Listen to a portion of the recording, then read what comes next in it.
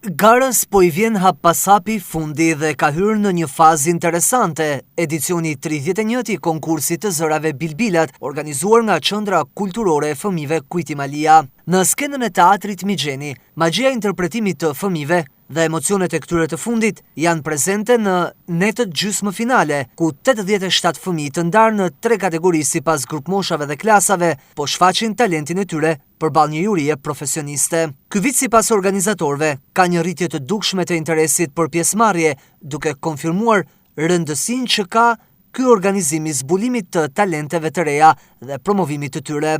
Pritshmëritë për qytetin tonë janë shumë të mëdha, duke ditë që Shkodra gjithmonë është një vend që ka prodhu talente, por edhe i ka kultivu ato, drejt muzikës të mirë, drejt skenave të mëdha, jo vetëm të Shkodrës, por edhe përtej. Festivali i zërave, Bilbilat e vegjël të Shkodrës këndojnë, lindi si një nismë nga mësuesi i paharur mjeshtri i Madh Kujti Malia, si nevojë e plotësimit të festivalit lokal.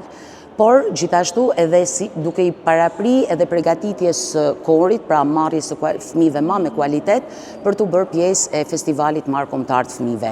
Në njëkohësisht tani në këto ditë ne bëhemi gati për të filluar provat me këngët e festivalit. Pas fazës gjysmë finale, juria e përbërë nga Kolec Gajtani, Bardhyl Hysa, Rozi Shlaku, Glerdit Turmetaj dhe Ketlin Pjalmi do të vendosë për fëmijët që do të prekin magjinë e finales së konkursit Bilbilat, që do të zhvillohet në datat 8 dhe 9 prill, ku edhe do të shpallen fituesit e këtij edicioni. Ky organizim është një paraprisje mjaft i veçantë i festivalit mbarkombëtar të këngës për fëmijë, që edhe këtë vit pritet të vijë me surpriza dhe risi në Shkodër.